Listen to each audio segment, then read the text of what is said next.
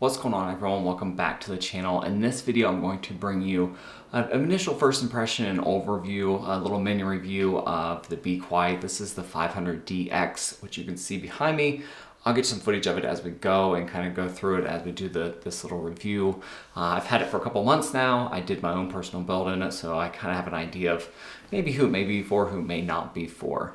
So this is a standard ITX case. I would classify it more on the premium side of cases, even though it doesn't really necessarily have a premium price tag, but it runs up there with a lot of the other mesh oriented cases with high airflow from Corsair, Cooler Master, Fractal, Leon Lee, all those players out there. So the case generally runs between $90 and $100. I paid $89 for it, but currently is sitting at $99 on Newegg. It is out of stock on Amazon, but I'll put the link below if you'd like to try to get it from there. That's where I got it at. And it comes in two colors, white, which you see behind me, and then it does come in a black color. I went with the white because it goes a little bit better with my desk, the room, the overall setup, but from what I've seen, the black one actually looks really good also. So a few quick, just general overview of the case. It comes with three 140 millimeter Pure Wing 2, I believe, fans. They are not PWM. They are pretty good mid-grade fans. I have a bunch of Noctua fans, so I personally took them out and put my Noctua fans in because they're PWM and they're a little bit higher quality, push a little bit more air in my opinion, at least from what I've been getting in my cooling from it.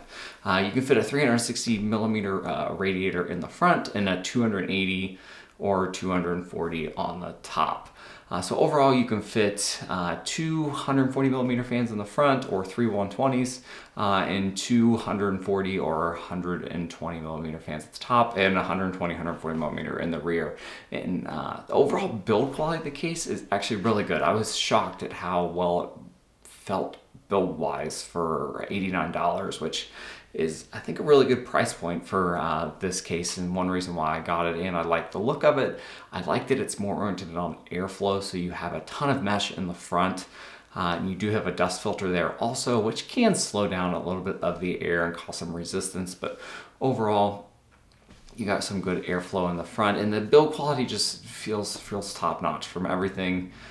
You don't have a whole lot of like rubber grommets or anything, but the cable management's real easy to do.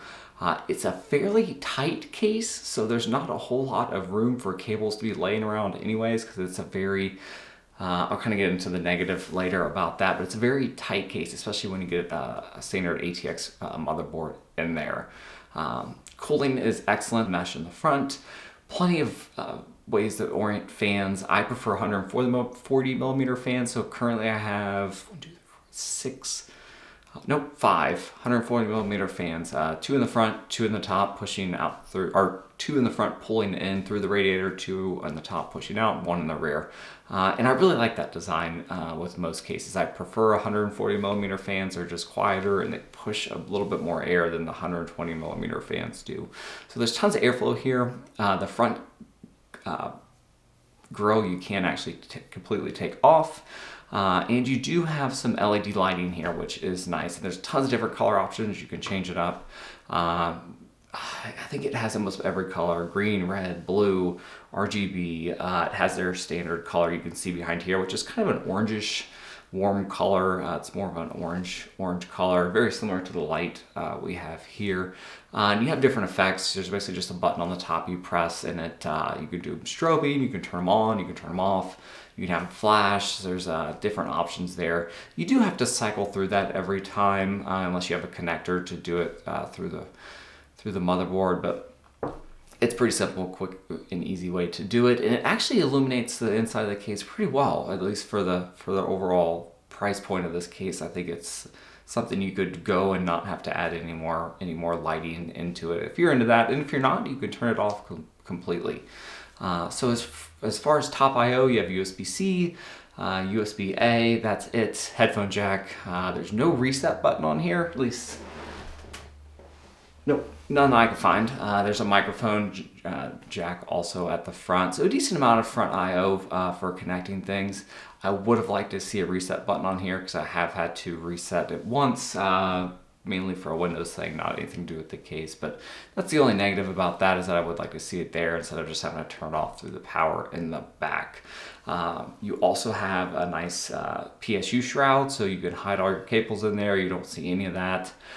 There's a real nice hard drive cage, which I currently have 2 hard drives in, which is nice. It's kind of tight with the cable management with this. When I went and talked about how tight this case is, it's really tight in there, especially when you get everything hooked up. And if you have a bunch of hard drives or SSDs, you will have a decent amount of cables in the back. And there's a little teeny tiny gap when I close the actual panel for the case, which is a little bit of a drag, but you don't see it from this side.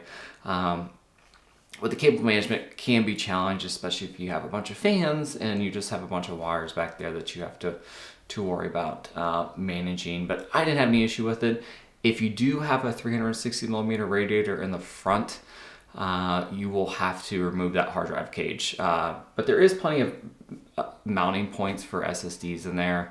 And the way my motherboard has 3 NVMe or 2 NVMe, one M.2 SSD slot, so you don't really need hard drives, I think, nowadays, and you can go to the NAS. But if you do put a radiator in the front, you will have to remove that, and it's pretty tight in there with the hard drives in there anyways.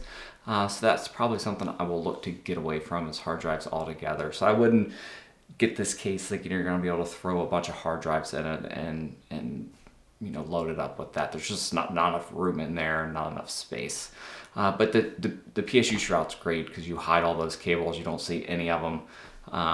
And you can generally hide most of these cables throughout the cases. There's plenty of ways to route them through to get to your motherboard, where you don't really have a whole lot of issue with there being a bunch of visible cables. So cable management's pretty easy in this case. I would say that, and the airflow, the good airflow, and the overall general build quality is my top things about this case. And it has a nice tempered glass. It does have some white here around the edges, which makes it look a little bit more premium. It just kind of looks like it's floating there, so that's nice. I do like that. If you don't like the tempered glass, I don't know if you can get it without that. So I'd look into that before you purchase, but I like it. You can show off the inside of your system. So that's it. Overall, I'm very happy with it, especially for the price point. If you're looking for any case out there under $100 to push a lot of air, that looks nice, easy to build in, and from what I've heard, Be Quiet has really good customer service, so that's something to take into account, something you have to do down the line. A few negatives about the case. The first thing is that it'll be near impossible to mount a 280 millimeter radiator in the top of this. I currently have Be Quiet's 280 millimeter AIO, and it does not mount in the top, mainly because the heatsink on the top of my motherboard and the shroud covering the back IO is just too large. It won't fit up there. And honestly, it would probably be hard to fit 100 or 240 millimeter radiator in the top.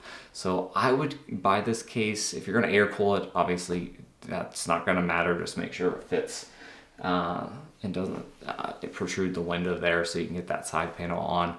But if you're looking to do a 360 280 millimeter radiator, you're going to have to mount it in the front if you get any type of mid-grade motherboard that has a decent amount of heat sinks on the top.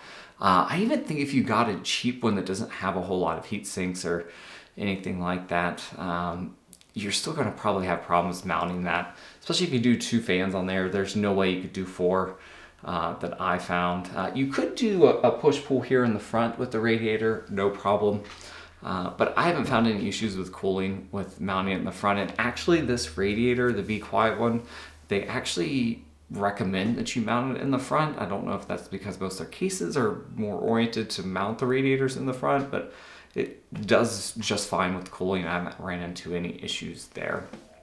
So overall, very happy with the case. I would highly recommend it to anyone out there, especially if you're even looking for a white case, because I think it's one of the better looking ones out there. And I actually had a Corsair, the 280 Air, that I had previously before this, which was a much more expensive case. It does come with a bunch of RGB fans, so that's something that you have to keep into account. But I think this case is much nicer built, and it's a little bit more on the ATX side. The only other small teeny tiny negative is the size. I wish it was a tad bit bigger so it would be a little bit easier to get some of the cables in there for the motherboard, and maybe to be able to mount the radiator at the top, and a little bit more cable management in the back. But that's just nitpicking. It's not a deal breaker by any means. And for the price point, I think this is one of the best cases out there. So if you have any questions, comments, feel free to leave them below. I will get back to you. I'll get a more long-term review probably 4 or 5 months down the line once I get a better feel of the case. So that's it. Have a good rest of the day, weekend, whatever. Be safe out there. See you guys next time.